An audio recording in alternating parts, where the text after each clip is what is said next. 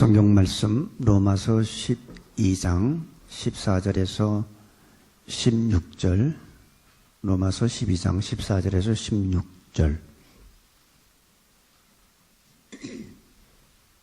너희를 핍박하는 자를 축복하라. 축복하고 저주하지 말라. 즐거워하는 자들로 함께 즐거워하고 우는 자들로 함께 울라. 서로 마음을 같이 하며 높은 데 마음을 두지 말고 도리어 낮은 데 처하며 스스로 지혜 있는 채 말라. 아멘. 오늘 말씀은 참 우리가 받아들이기 힘든 말입니다. 나를 핍박하는 자를 저주하지 말고 축복하라고 합니다. 이거 다른 말로 우리가 받아들이면 원수를 사랑하라는 말이죠. 몹시 우리가 머리로는 이해가 되는데 내 감정적으로 내 행위로는 사실은 불가능한 얘기입니다. 요즘 우리가 사는 사회를 보면 돈이 중심이 되는 사회입니다. 그래서 돈이면 거의 다 모든 게 해결이 돼요. 돈만 있으면 용서할 수 있고, 누가 돈을 주면 우리는 이해할 수 있고, 심지어 돈을 주면 살인 청부업자들 보면 돈만 받으면 살인까지도 합니다. 또 정치인들도 보면 자기의 정치 이념과 서로 다른데도 돈만 주면 정당을 옮길 수도 있습니다. 어떤 사람은 돈을 주면 자기의 인격을 팝니다. 거짓 증언합니다. 돈을 받으면 거짓말로 증언해달라면 자기 인격을 팔아요. 어떤 사람은 돈을 주면 몸까지도 파는 그런 시대에 우리가 살고 있다고 봅니다. 저는 모든 것이 돈이면 다 해결되는 그런 사회가 요즘이 아닌가 이렇게 생각을 합니다. 그런데 돈으로 안 되는 게 있어요. 사랑은 돈으로 절대 살 수 없습니다. 사랑은 돈이 없어도 우리는 기뻐하고 감사하고 감격할 수 있는 게 사랑입니다. 절대 돈으로 모든 게 다 되는 것 같지만 돈으로 되지 않는 게 있습니다. 이 사랑이란 것은 최악의 상황에서 최선의 결과를 만들어냅니다. 이 사랑은 모든 것을 가능하게 해요. 안 되는 것이 없어요. 사랑만 한다면. 진정한 사랑. 근데 우리 인간들의 사랑은 어떤 사랑이에요? 그저 동물적이고 본능적인 사랑이죠. 우리가 어떤 사람한테 구제를 우리 한번 합시다. 그러면 어떤 사람들은 자기가 돈이 없다고 자기는 이렇게 얘기를 하는데 사실 돈이 없는 게 아니라 사랑이 없는 거죠. 우리가 어디 봉사하자고 그러면 자기는 시간도 없고 능력도 없다고 그런 얘기를 하는데 사실 우리가 시간이 없는 건 아닙니다. 사랑이 없는 거예요. 그래서 진정한 사랑은 옆에 있기만 해도 감사한 거예요. 여러분 혹시 여러분 배우자 있잖아요. 남편이든 아내든. 여러분 배우자가 옆에 있는 게 감사하는 사람들은 사랑하는 거고, 옆에 있는 게 지긋지긋하면은 그거는 사랑하는 거 아니에요. 그렇잖아요. 내 옆에 있어주는 것마저 너무 감사하잖아요.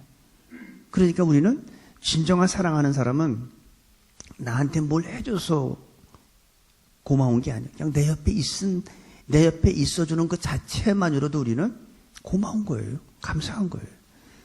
그러면 이제 여러분들이 나는 내 아내를, 내 남편을 나는 사랑하고 있구나, 사랑하지 않는구나 하는 것이 딱 나눠지는 거지 뭐. 여러분들은 어때요? 내 옆에 내 배우자가 있는 것만 만족하고 감사합니까? 그러면 그 사람은 사랑하는 거예요. 오늘 14절에 보니까 너희를 핍박하는 자를 축복하라. 축복하고 저주하지 말래요. 이게 다른 말로 얘기하면 원수를 사랑하라 하는데 인간에게는 그런 사랑이 없습니다. 어떻게 원수를 사랑할 수 있습니까? 나를 핍박하는 자를 어떻게 사랑할 수 있습니까? 그럼 불가능한 얘기죠. 근데 오늘 말씀은 그렇게 하래요. 핍박하는 자를 사랑하라. 인간에게는 그런 사랑이 없지만 하나님은 그런 사랑이 있습니다. 로마서 5장 8절에서 11절까지 보면은 하나님이 우리가 원수 되었을 때, 우리가 죄인 되었을 때 예수님을 십자가에서 죽으심으로 하나님께서는 우리에 대한 자기의 사랑을 확증하셨어요. 그죠? 우리가 원수 되었을 때 하나님은 우리를 사랑해 주셨다는 얘기죠. 그러니까 하나님은 가능해. 근데 우리 인간은 불가능해요. 나를 핍박하는 자를 어떻게 축복할 수 있습니까? 우리가 이렇게 읽으면서 머리를 그렇죠, 그렇게 해야 되겠지. 근데 실제 우리 감정에 그게 됩니까? 안 돼요. 불가능해요. 어떻게 나를 축복하는 자, 나를 괴롭히는 자, 다른 말로 얘기하면 나에게 사기를 쳐서 내가 갖고 있던 전 재산을 다 잃어버리고 정말 내 삶을 부도나게 한 사람을 어떻게 사랑할 수 있습니까? 용서가 안 되지. 또 그로 인해서 온 가족이 다 고통을 받고 있는데 어떻게 그 사람을 사랑할 수 있겠습니까? 못해요. 아마 여러분도 못하고 저도 못해요. 근데 하나님은 오늘 말씀해 보니까 너희를 핍박하는 자를 축복하고 저주지 말라고 합니다. 참 이게 힘든 얘기죠. 제가 어떤 목사님의 그 간증을 그 목사님의 설교를 듣다가 그 목사님이 이제 간증을 하는 걸 제가 잠깐 들었는데 자기가 진짜 열심히 목회를 하는데 교인들이 변하지를 않더래요. 얼마나 자기가 정말 최선을 다해서 목회를 하는데 성도들이 변하지 않으니까 나중에 자기 마음속에 미움이 생기고 분노가 있기 시작하면서 성도들이 용서가 안 되더래요. 내가 그렇게 열심히 하는데 왜 성도들이 변하지 않을까? 근데 그 목사님이 자기가 십자가의 사랑을 다시 한번 새롭게 깨닫고 나니까, 그리고 성령 충만하니까 자기가 미워하고 분노했던 그 성도들이 사랑이 되기 시작하더래요. 자기는 못하고 분노가 있었는데 성령 충만하니까, 성령이 내 안에 충만하게 계시니까 그때는 성도들이 용서가 되고 사랑하게 되더래요. 그러니까 변하더래요, 성도가. 여러분,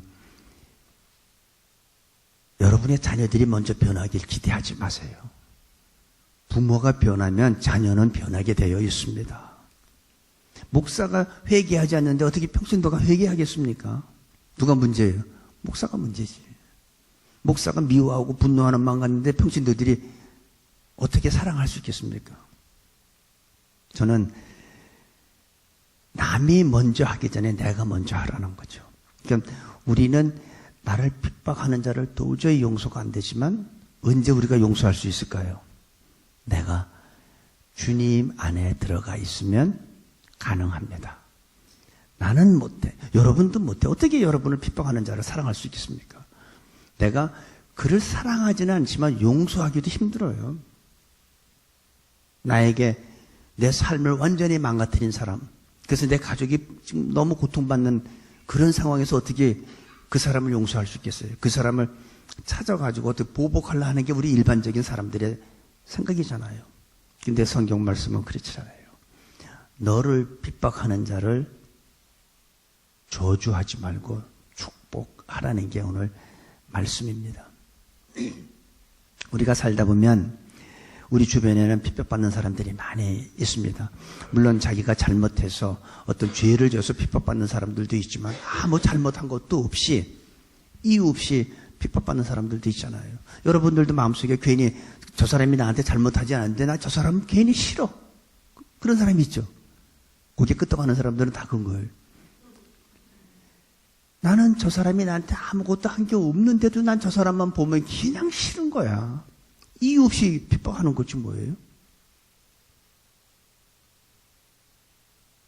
그런데 왜 그런 게 있냐면, 교회가 성장이 안 되는 이유도 뭐냐면, 새로운 성도가 오면 그걸 우리가 받아들이고 포용하고 용납해야 되는데, 조금 설친다 하면 그때부터 어떻게 해요? 기존 성도들이 텃세 부리기 시작하죠. 온 지도 얼마 안 된 게 왜 이렇게 설쳐? 그 사람이 뭐 잘못한 거 없어요. 그 사람은 교회에 와서 봉사하는데 자기가 볼 때는 그게 좀 보기가 흉한 거예요. 보기가 싫은 거예요. 그러니까 더 세버리잖아요. 기득권을 가지고. 항상 보면 우리가 군대에서도 보면 남자들은 보면 군대 가면 신고하잖아요. 훈련 끝나면 어디 자기 예하 부대에 이제 배치되면 신고하잖아요. 저는 이제 수송대를 군대 생활 수송대에서 했기 때문에 이 신고가 끝이 없어요. 운전병들이 여일 뭐 그냥 들어왔다 나갔다 하니까 나는 다 한 것 같은데 그 다음에 어떤 고참이 너 이리 와봐. 너 나 알아? 내가 어떻게 알겠습니까? 그 많은 사람을. 그럼 허구한 날로 그렇게 당하는데 뭘 잘못했어요? 잘못한 거 없어요. 그저 상급자라고 하급자 갖고 놀고 힘들게 하고 이 사회도 마찬가지입니다. 사회에도 내가 어디 사회에서 직장 생활을 하다 보면은 처음에는 새로 왔으니까 좀 잘해주는 사람도 있고 어떤 사람들은 아주 이렇게 경계하는 사람들도 있는데 잘 도와주던 사람도 새로 들어온 그 사람이 사회에 적응하다 보니까 자기도 모르게 경쟁하게 되잖아요. 그러다가 높은 사람한테 인정받기 시작하면 나를 도와주는 사람도 어떻게 해요? 그 다음부터는 나를 힘들게 하죠. 덧세 부리죠. 경쟁자가 돼버리죠. 이게 세상입니다. 항상 우리 주위에는 모함하고 파괴시키려는 세력들이 있기 마련인 거예요. 그런데 그건 세상이고 오늘 말씀은 우리 예수님을 믿는 우리들은 너를 핍박하는 자를 축복하라는 거예요. 여러분 할 수 있겠습니까? 없어요. 진짜 여러분이 할 수 있다면 그분은 성령에 충만하고 하나님 앞에 붙잡힌 사람이에요. 나는 할 수 없지만 내가 성령 충만할 때는 나는 할 수 있습니다. 왜냐하면 예수님께서는 어떻게 했어요? 자기를 핍박하는 자, 자기를 십자가에 못 박는 자를 어떻게 했어요? 기도했어요. 아버지요, 저들의 죄를 용서해달라고. 저들이 자기가 하는 무엇을 하는지도 모르고 있다고. 저들을 용서해달라고. 바로 그분이 나와 함께 한다면 우리는 할 수 있습니다. 15절 즐거워하는 자들로 함께 즐거워하고 우는 자들로 함께 울라. 여기서 함께라는 말이 굉장히 중요합니다. 함께라는 건 뭐예요? 거기에 참여하라는 거죠. 우리는 대부분 보면 두 가지로 나타나잖아요. 비판하든지 방관하든지. 그죠? 대부분 둘로 나타나요. 근데 오늘 말씀은 함께 하라는 거예요. 함께 기뻐하고 함께 울라는 거예요. 그러니까 동참하라는 얘기죠. 요번 토요일 날 우리 최 집사님네 거기서 우리가 예배를 드리는데 동참하라는 거예요. 방관하지 말라는 거예요. 참여하라는 거예요. 함께 기도하고 함께 기뻐하라는 거예요. 만약에 울 일이 있으면 함께 울라는 겁니다. 우리 칸타타도 방관하지 말고 함께 하라는 거예요. 하나님의 영광으로 해서. 일반적으로 우리는 두 가지 태도입니다. 그리고 나는 누굴 돕자고 그러면 내가 손해보지 않는 한도 내에서 우리는 도우려고 하죠. 제가 그 전에 이제 예수님을 믿기 전하고 예수님을 믿은 지 얼마 안 됐을 때 그 초창기에는 원래 제가 성격이 굉장히 내성적입니다. 그래서 사람 앞에 지금 이렇게 설교한다는 건 꿈도 못 꾸고 사람이 있는데 같이 가는 것도 제가 싫어했어요.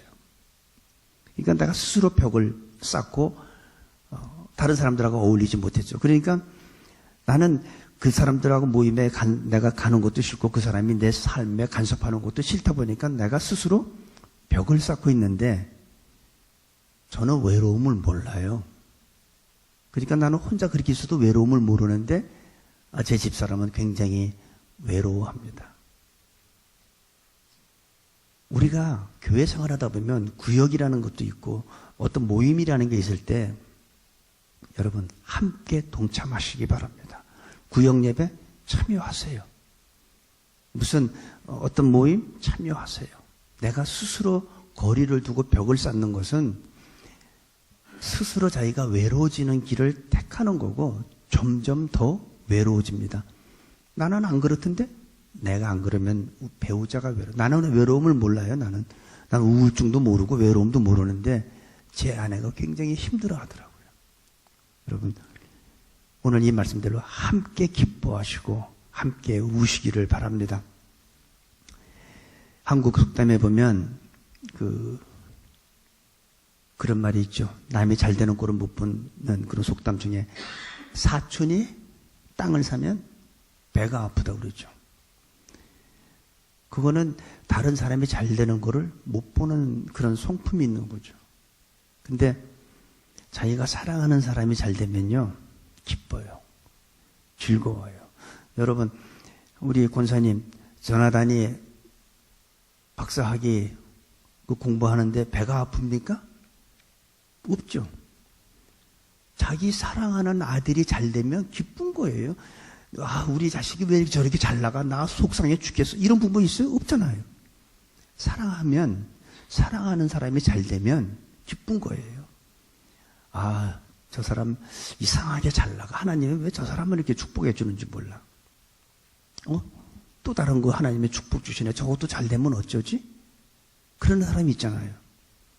그거 사랑하지 않기 때문에. 여러분의 배우자가 잠을 잘 자면 그거 기쁜 거지. 아, 이 사람은 오늘 밤부터 잘 자면 어떡하지? 나는 잠 못 자는데? 그거는 사랑하지 않는 겁니다. 사랑하면 상대방이 잘 되면 그 기쁘고 즐거운 거예요. 근데 사랑하지 않기 때문에 누가 잘 되면 그게 경쟁심을 자꾸 갖게 되고, 저 사람은 왜 저렇게 잘 나가지? 하나님은 무슨 이유로 저 사람을 이렇게 축복해주고 나는 축복 안 해주시나?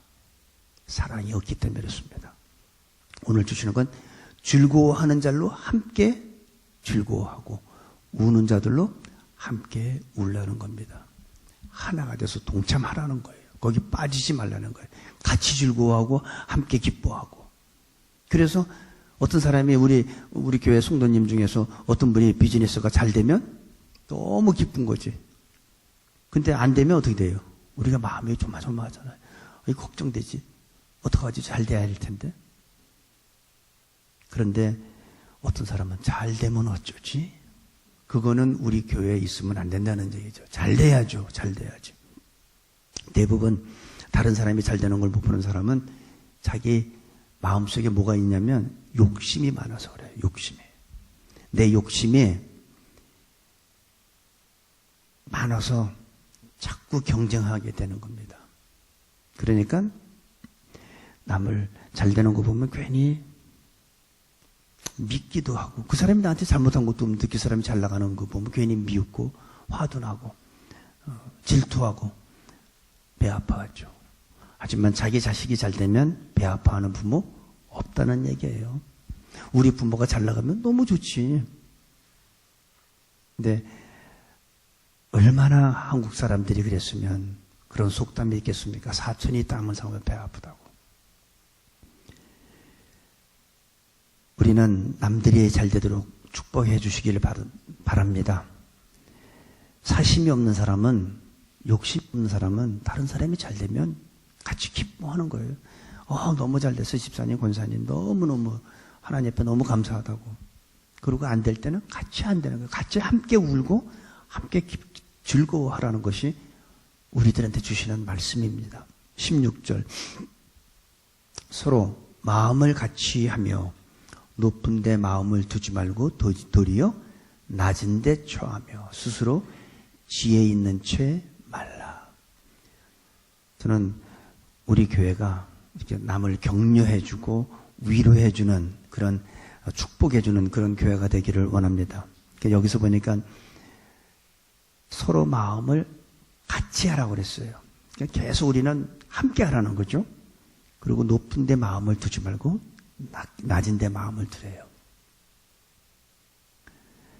교회에서 보면 어떤 사람은 자꾸 높아지려는 사람들이 있죠.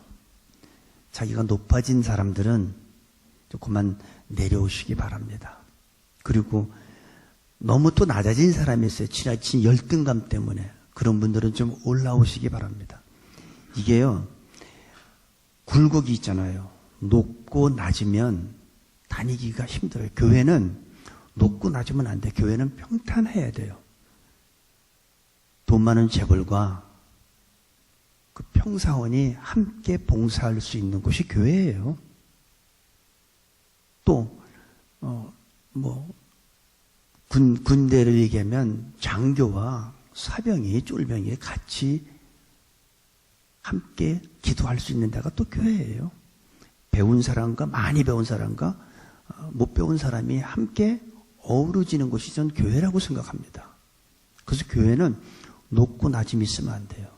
내가 지금까지 나는 좀 높아졌다고 스스로 생각하는 사람은 오늘 이 시간 후로 내려오시기 바랍니다. 내려오래요. 낮은데, 여기 보세요. 서로 마음을 같이 하고 높은데 마음을 두지 말고, 높은데 두지 말래요. 낮아지래요. 근데 너무 낮아진 사람들, 열등감 때문에 낮아진 사람들은 좀 올라오셔야 돼. 그래서 우리는 평탄해야 돼요.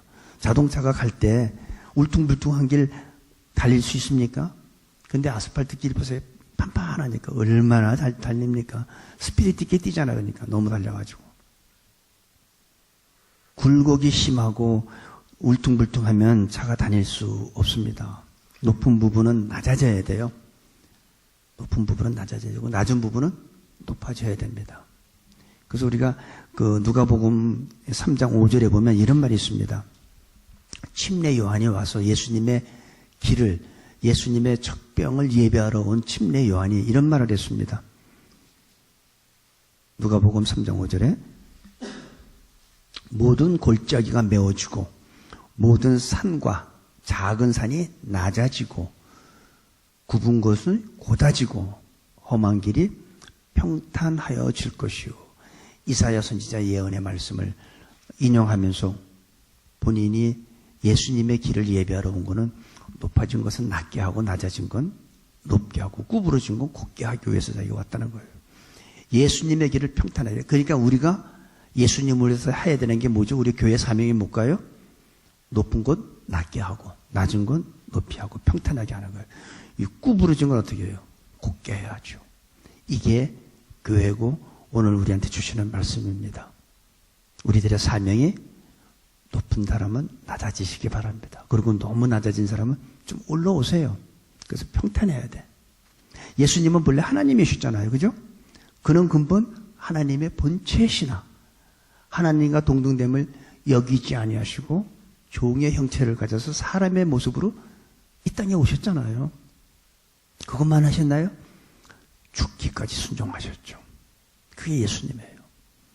우리는 예수님을 믿는 우리는 동일한 마음 갖기를 원합니다. 낮아져야 돼. 예수님은 하나님이신데도 죄인의 모습으로 오셨어요. 우리가 뭔데? 내가 뭔데? 내가 뭘 얼마나 높아지겠습니까? 내가 높아져 봤죠.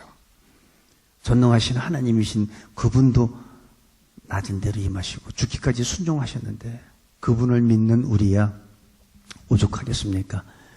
높고 낮으면 안 됩니다. 교회는 높고 낮은 게 있으면 안 되고 다 동일해야 돼요. 목사가 더 높은 거 아니에요. 장로가 더 높은 거 아니에요. 일반 평신도가 더 낮은 것도 아닙니다. 우리는 기능의 차이고 하나님이 주신 은사의 차이지 높고 낮은 건 없습니다. 다 하나님의 자녀고 다 하나님의 형제 자매입니다. 그럴 때 이 교회가 주님이 원하시는 그런 아름다운 교회가 돼요. 함께 울고 함께 기뻐하고 함께 즐거워하고 함께 슬퍼하고 이게 교회입니다. 남의 일은 하나도 없어요. 여러분 더 이상 방관자가 되지 마시고 동참하시기 바랍니다. 모든 일에 교회 일에. 그래서 이번 토요일 날 제가 볼 거예요. 얼마나 동참자가 얼마나 많이 있는지 방관자가 얼마나 있는지 볼 거예요. 아니 제 얘기가 아니라 성경이 이렇게 얘기했잖아요. 즐거워하는 자들로 함께 즐거워하고 우는 자들로 함께 울라고 그랬어요. 동참하라는 거예요. 모든 일에 교회 사역에 봉사하는 일에 구제하는 일에 우리는 함께 울고 함께 즐거워해야 합니다. 예수님은 높은 데 계시질 않습니다. 여러분 우리가 예수님을 믿고 어떤 사람은 하나님의 음성을 듣고 하나님을 만났다는 얘기 간증을 듣잖아요. 여러분 진짜 하나님 만나고 싶으세요? 예수님을 정말 느끼고 싶으세요? 그러면 하나님은 높고 화려한 곳에 계시질 않아요. 예수님은 가장 낮은 곳에 계세요. 가장 천하고 사회에서 버림받은 그 사람들과 함께 하시는 분이 예수님이에요. 내가 진짜 예수님을 만나고 싶다? 낮아지세요. 낮은 데 가서 가난한 자들과 함께 해보세요. 함께 울고 함께 그들과 기뻐하고 즐거워할 때 거기에서 우리는 살아계신 예수님을 만나게 될 줄로 믿습니다. 높아지지 마세요. 예수님은 절대 높고 화려한 곳에 계시질 않아요. 근데 우린 자꾸 높아지려고 그러지. 저 사람이 나한테 맘먹으려고 그래. 내가 안수 집사인데, 나 장로인데. 이거 하지 말라는 거죠. 우리는 함께 울고 함께 기뻐하고 소외되고 힘든 자 우리가 같이 그들과 함께 할 때 거기에서 우리는 살아계신 예수님을 분명히 만나게 될 줄로 믿습니다. 예수님은 즐거워하는 자들과 함께 즐거워하고 우는 자들로 함께 울라고 했습니다. 저는 우리 새누리교회 성도님 모두가 그런 사명을 감당할 수 있게 되기를 간절히 축원합니다. 기도하겠습니다. 아버지 하나님, 살아계신 주님을 찬양합니다. 우리 새누리 성도님들이 평화를 만들고 낮아지는 사람들이 되기를 원합니다. 가난하고 병든 사람들과 외로운 사람들과 함께하는 그런 사람들이 되게 하여 주시옵소서. 주님의 그 거룩과 하나님의 축복이 우리 교회에 나타나게 하여 주시옵소서. 감사하며 예수님의 이름으로 기도합니다. 아멘.